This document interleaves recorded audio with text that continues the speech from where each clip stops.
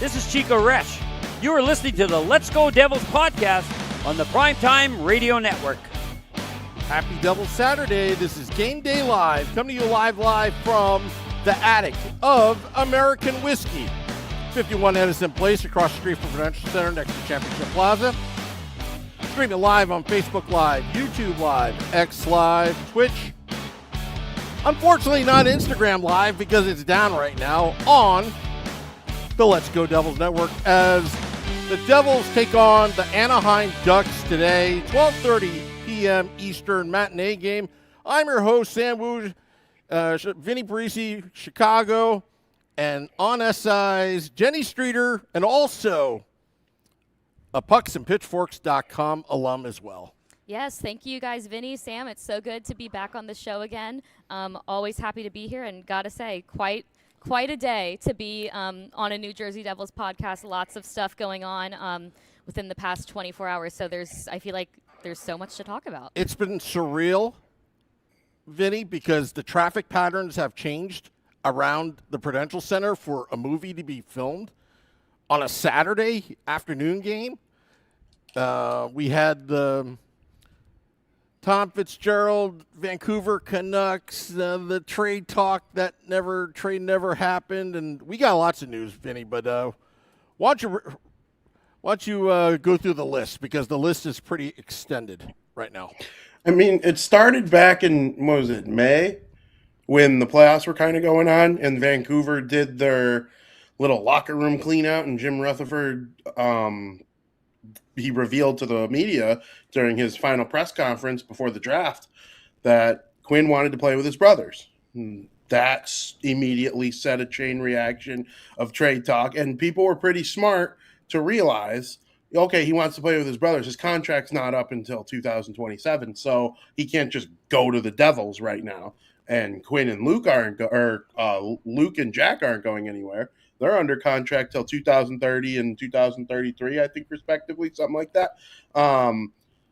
They're not going anywhere. So do the Canucks trade him straight to the Devils? They'll probably get less of a haul if they do, or does he go somewhere else for 2 years and they try to maximize that value that they have on Quinn? And then the summer goes by, nothing happens. They get to training camp, nothing happens. Quinn loves it here. He's great. Everything's great. Canucks stink. They come out of the gate, they're bad. Lousy results in just about every game. Lots of close games. They play hard. But I think eventually the writing started to become clear when they were like, we're trading everyone except Quinn Hughes. That to me said we're trading everyone, especially Quinn Hughes. Because why would you trade everybody and not Quinn Hughes while you have this maximum asset that you can trade? And of course they do to the Minnesota Wild. There's been a woo report and a morning woo since then. You know all about the trade. Quinn Hughes goes to Minnesota for Zeev Buium, who I wanted the Blackhawks to take second overall in 2024. I still believe that.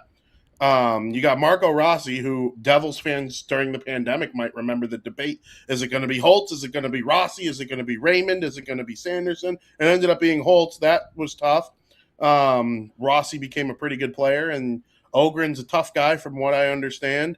And, he's got some skill that could come out in the coming years. And then a 2026 first-round pick, that's not bad when the draft is considered to be above average going in. So the Canucks did well, but the Wild get the second-best defenseman in the world. Devils sitting here waiting to see if they're going to get him for free in 16 months or if this ship is sailing. Jenny, what are your thoughts covering this whole saga? Yeah, absolutely. Definitely wild night for me. The news actually dropped while I was on the subway. The one time I put my laptop down to enjoy, go get dinner, I was on the subway when it dropped. So yeah, as soon as I got back to my hotel, I was writing until about 1 a.m. last night. So that was fun. But first of all, what a return! Just the value that Quinn really has. And the return on that trade, I mean, the 2026 first-round pick, and then the players that were given up for him, they're 3 first-round picks as well. Yeah. So really kind of shows the value of Quinn. But I just feel like anyone who's kind of been following Quinn this year, it's been very obvious that he, not to sound harsh, hasn't been happy. I mean, you see his media availabilities, you see that he's kind of low on energy, and you look at his TOI per game, and he's just really been carrying that team on his back. So hopefully this will be good for him. I do think that, it has been made a point that this is a trade. There was no extension. There was no talks like that. So his contract's still going to expire in 2027. So I do think things are still left on the table for the Devils. Obviously, as you have mentioned, they did make a play for him. That obviously didn't work out since he's with the Wild now. Yep. But future's still up in the air. Yeah, well, what I'm impressed with is Quinn's character. Because from what I understand, he's been very upfront with the Vancouver Canucks management from day one about wanting to play with his brothers. You can tell when Luke was drafted, when that camera shot with Jack practically climbing on top of Luke Hughes, his brother. He's been upfront. And I can't imagine being the captain of the team, the face of the franchise, wanting that, and as time goes by, as I wouldn't say the Vancouver Canucks were dragging their feet, but it was a difficult situation. I think Quinn Hughes remained classy throughout the entire process because that's very, very difficult to do, especially with the Vancouver and Canadian media hounding him about it constantly and trying to play at a very, very high level. We remember, there were rumors about the JT Miller and, the trade and all that, and that incident and him sticking up for his teammates. I think Quinn Hughes, the value he brings, I think what people missed is how classy of a guy he is in that situation. That's a really good point. And you know what, Sam, Vinnie, I'm going to tell you guys something controversial for a sports journalist. I hate covering trade proposals and trade rumors before they happen. Yep. That is some of my least favorite work I have to do in this industry, just because it's not real. It's not noise yet. If I have a source who's texting me or who's on the phone with me and telling me this is what's going to happen at this time, that's different. But when it's just like someone's just like, hey, why don't you write about what happens if so-and-so goes here for so-and-so? I can't stand doing that because it's just noise and it's not real. So I think this one in particular, just with how big Quinn is, it's made so much noise for so long, as it should. Mm-hmm. But that was something that I was kind of glad that it was kind of like, okay, it came out while I was on the subway. I'll go. I would rather wait for it to come out and write about it accurately for 4 hours than speculate. Yeah, and for me, I can only speak for myself. Behind the scenes at the Let's Go Devils podcast, there's a tremendous amount of information that comes, in front of us. We always discuss behind the scenes, never publicly, when these rumors, some of them are valid, some of them are not, some of them are crazy, some of them are real. And we took a position, because you come from the journalist side, that my time at SiriusXM dealing with journalists, you're held to a higher standard. And I never enjoyed it myself, because it's almost like, it's basically like high school all over again. It's gossip, essentially, but you're supposed to report it. But you have relationships inside that locker room. As a credentialed reporter, you should know this. That locker room is a gold mine of information. Mm-hmm. Teams just don't allow people just to go in there and say whatever they want or make phony reports and all that. Some do, some don't. I don't know. I never enjoyed it. And, this is a personal choice of mine. I'd rather not have credentials. Okay. And the reason why is I don't want anything holding over my head. If I'm going to tell you how I feel on the podcast, it's going to be there's no strings attached. And that's very hard to do, because I would love to go in the locker room and ask questions. So it actually puts me in a fan standpoint, what the fans are looking at, what's going on. So it's a different point of view. Whereas in your world, and Vinnie, you can attest to this with the hockey news, you have to sift through all that information, and you want to give the listeners, the readers, whoever is, looking at your stuff, you want it to be truthful, accurate, but also when you give your opinion, it has a tremendous amount of substance and you can back it up. And that's very difficult to do, because there's so much misinformation out there that, when doing this recently, I know Vinnie and I were going back and forth. I was telling you some crazy stuff that I was hearing, but we never reported it out loud. No, and things also just change so fast. Yes. That if you don't have instant sources just like feeding you stuff 24/7, like every hour on the hour updates, it's really hard to run with things did you really even think the Vancouver Canucks 2 years ago would be doing something like this? Like they were in Game 7 against Edmonton, who went to the final. Yep. And that game was really close, and Vancouver almost tied. They were about to tie it late. I think if that game was 61 minutes, in regulation, it would have went to overtime. Vancouver was that close to tying it, and then just so fast it trickles. It's JT Miller. Is it going to be Elias Pettersson? Oh, is Brock Besser going to leave? He stayed. Wow, everyone thought he was leaving. Everyone thought he was going to the Wild. If you were going to pick a Canucks player to go to the Wild, it's just an everlasting changing thing. So unless you have it like immediately in front of you and you are guaranteed it's right, it's a hard thing to do. When it comes to my work with the Blackhawks, I'm like, we'll go with it as it comes in. Yeah, and I also think like just the world of sports have evolved so much over the past few years, decades. Like Yep. it's sports and it's entertainment and it's something fans love and all of that, but it's a business. Yep. This is like, at college with NIL, with the frequency increasing of trades, with so many coaches getting fired in the middle of the seasons and everything like that. Like sports is a business. Like Yep. there is millions, billions of dollars in the sports industry, and it's starting to very much be obvious. Yeah, exactly. So let's change gears because there's been some new injury news that's been added on, and this is crazy because his name was floated around with that Quinn Hughes trade proposals that everybody was making on social media. But Shimon Nemitz, Amanda Stein tweeting out about half an hour ago, 45 minutes ago, that he will be out for some time getting injured in practice. Do you know anything more about that or just? Yeah, so from what I'm seeing, it was an injury unfortunately sustained at practice yesterday. Okay.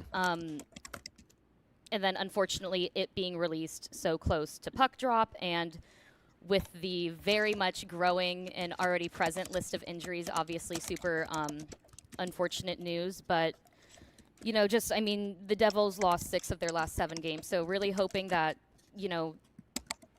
they can overcome the lack of presence and just find a way to win. And especially, I know that so many fans have come in for the Devils this weekend. Yeah. So I think if they can really just, despite this latest injury, just start strong within the first period, that's all Devils fans can hope for. It's crazy because Gritsik and Nemitz, the 2 young kids, have been keeping this team afloat while Jack Hughes has been out.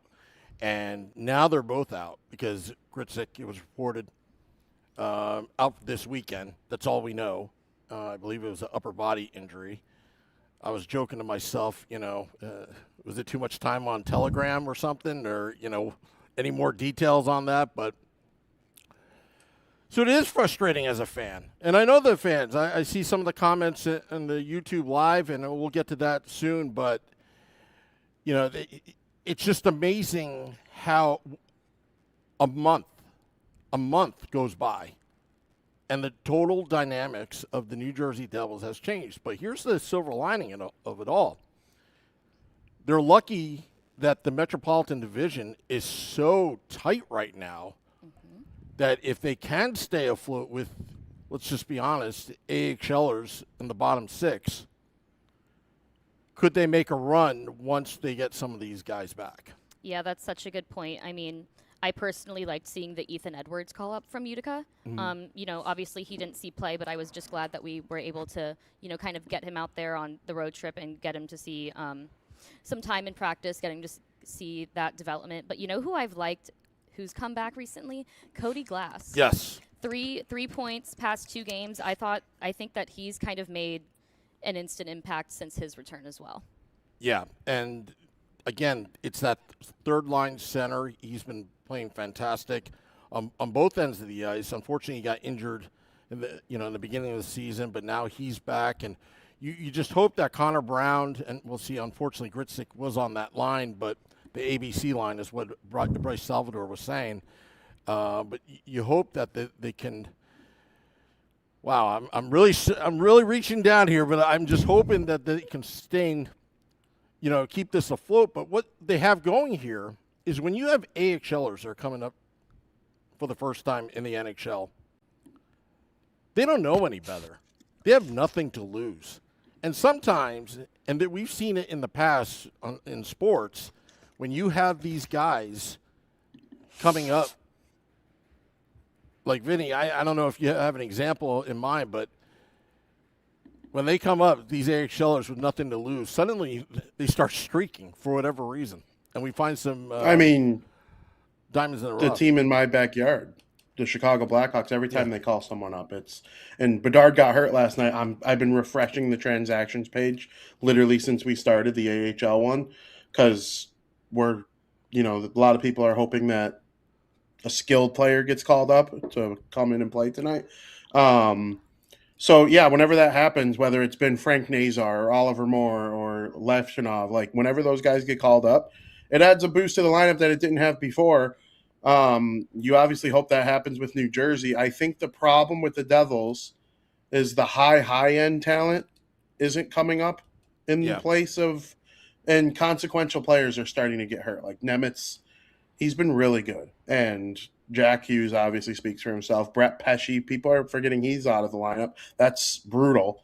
I've heard this Nemitz thing is not good. Again, we're not in the breaking news business. We talked about it for a little bit here today, but I hope the info I've gotten is bad, but it doesn't sound great for Nemitz. Hopefully it's not as bad as it seems right now. The fact that they waited till right before puck drop to announce it is so Devils. But that's just how they operate. It is what it is. Because practice was yesterday. Like, not today. But we'll see. You got to find a way. Next man up in the NHL. Every team's dealing with injuries. I get it every morning. Someone new is hurt around the league. The Penguins just lost Evgeny Malkin. He's going to be out for an extended period of time. I think Oliver Ekman-Larsson's not playing for Toronto tonight. Like, there's injuries all over the league. The Devils aren't the only one. I know Devils fans think that they're the most injured team in the league, and maybe they are, but because of who is injured, but every team's dealing with it. Every team's going through it. Was it Daniel with the hockey writers who got a quote from a Devils player saying something like, "We need to sage this place," or something? Do you guys know what I'm talking about? Something like that. I'm fairly certain that something like that was going around. And then there was another story that came out where it was like mummies were buried underneath the rock as well. Sam's going to do a woo report from down there. Okay. Yes. No. Let me know when that happens, because I'll like come and I'll come back on and I'll like dress as a mummy, or like we'll figure like something out. Well, where I actually do know a Devils fan that actually hunts ghosts for a living. Okay. So I will probably contact. No, he's got the equipment. He's the real deal. Like he showed me stuff about electromagnetic fields that change. Yeah, no, I've seen stuff like on the History Channel, or like there used to be like shows where it was like you could watch people like catch ghosts and stuff. Yep. But on a more positive note for Devils fans, I'm seeing a lot of people in the live chat are happy about the news of Allen returning in the net today against Anaheim. You guys want to talk about that a little bit? Yeah, well, Jacob Markstrom, again, he's been having bad starts to every single game. And I've joked around, you've got a practice rink attached to the Prudential Center. How about you have the high school hockey teams, light them up for a period and a half and then put them in the game for the first period of the New Jersey Devils? Like, I don't understand it. Because in the third period, he's moving around like, he's an all-star goaltender, but the first and second period, he just looks slow. Yeah, I listened to your morning woo this morning as I was getting ready and heading over here, and I kind of just agree with what you said. I think you just said he's in a slump, and I kind of just fully agree with that statement. I believe he has 8 wins on the year so far, but he just hasn't been playing well. I'm excited to see how things go over with Allen, but I'm especially excited to see what the fans think of Allen's performance between the pipes tonight, just because that is what I'm seeing make a lot of noise on X recently. Is a lot of blame is being put specifically on the New Jersey Devils goaltenders, which is a completely fair point to make, but it's also important to note, 6 total people on the ice, and the Devils roster is very much depleted right now. So I really think a win over Anaheim, and especially a strong first period, could really do wonders for the Devils fan base right now. Jenny, in full disclosure, I have multiple personalities. I have the rational Sam Wu, and I have the irrational Sam Wu. Okay. So you probably heard the irrational Sam Wu this morning on the Morning Wu, about all that stuff. But, I mean, fans are irrational. Fans are rational. But, this is why we talk hockey, all that. So let's get everybody's predictions. We're coming up towards the game right now. Let's get your predictions. I'm seeing it in the YouTube live. Lots of comments. I don't even know where to start. So I'm just going to scroll to the top. We see Corbin, select the boy, great now. Nemec is injured. Brian says no Gritzik, no Nemec, no Meyer, still no Hughes. Emphasis on the word still. Love that. Yeah, still. Bring up the Utica Comets. What else here? Wimpy says we are super. Oh, I can't say that word. Start 2026 at NHL 500. Make this somewhat fun again. Again, I don't blame Devils fans for being upset. But let's see here. Also, Jay Everett, Nemec being out is perfect. Now, you can see. No, I'm not going to read that. You tricked me. See, it's hard to do this on live there. What else? But let's get some predictions from you. Select the boy. To hell with it. 4-3 Devils. Wimpy says 5-1 Ducks. 5-1 Ducks. Yeah. Oh, my God. Dolstall. Coming off 8-4 Tampa Bay, for it to be 5-1 Ducks, that would be something. Robert Isaacs. See, normally it's the other way around, but now everyone's just so pessimistic right now. 4-1 Ducks, said Robert Isaacson. Devils jump 1-0 lead, but can't absorb the 60 minutes of pressure. Interesting. I think that may be a fair point. Let's see what else here. So we're scrolling down. Dubs is like 5-1 Ducks. Another 5-1 Ducks. It'll be 1-0 Ducks inside the 90 seconds. So we're gonna screenshot some of these because sometimes we talk about it on Devils After Dark after the game. Fighting the curse. I go with 4-3 Devils. Devils in disguise. Being hopeful. Corbin 3-2 Devils. I'm seeing 3-2 Devils. Yeah, Corbin. Mike Rossi from Raleigh, North Carolina says 3-1 Ducks. Seagot says 4-1 Ducks. Unfortunately, Nick Lovell, UK, 4-3 Devils in OT. Mark Schaub from Switzerland, 4-1 Ducks. Prove me wrong. Let's see here. 7-1 Ducks from AJ. AJ Visco. Wow. Lupus Not Is says 2-1 Devils. Thinking Max says 12-3 Ducks. A football score. Roman says 7-2 Ducks. Jenny, what's your prediction? Or are you not in the prediction business? Last time I was on, I gave a score prediction. I'm going to answer your prediction with a different prediction. Okay. And I'm going to say Anaheim Ducks player to watch, Chris Kreider. I'm going to say Chris Kreider is going to have a really good game tonight. I've been really impressed with his play, especially with this being his first year in Anaheim after playing his entire freaking life on the opposite end of the country. I believe 21 points and then 2 assists against Chicago on December 7th, which was the same day I turned 26. Nearing 30. I'm very old. But, not going to give a score prediction, but going to predict Chris Kreider has a good game. Okay. All right. Vinny. Oh, what does Dad say? 5-3? Okay. For who? For the Devils, okay. Oh. For those who aren't aware, I brought my dad on my latest work trip, so my dad's here in studio, and his prediction is 5-3 Devils. Wow. That's a good prediction. Vinny, what's your prediction? 3-2 New Jersey Devils. Really? I'm going to go bold here. They're favorites today, believe it or not. The Devils? They are the favorite today. Do you know what the betting Not line is? by much, but they are. What the betting line is? The Devils are minus 125. What's the Ducks? There's good value on the Ducks. Plus 105. All right, I just want to know. I want to know because I joke about Steve Cohen and the Mets that I can bet against my Mets and get rich now that Hey, he's got you this signed casino. Jorge Polanco. Things are looking up. Yeah, I know. I'm just joking. Hey, Just jokes. well, this is the journalism industry, so all three of us are obviously the richest people on the planet and have tons of money. So. Oh, I have so much money. I have unlimited money. Yeah. That's why I'm going to say 9-4 Devils today. Okay, Yeah. 9-4. That would That's really, the irrational Sam speaking. I would love to see that. Yes. I would love to see that, especially I have so many like source interviews planned for Sunday while I'm on site. Okay. And a score like that would really help me get some good happy vibes in those interviews. Awesome. Well, we're going to get out of here. Game's about to start across the street at Prudential Center.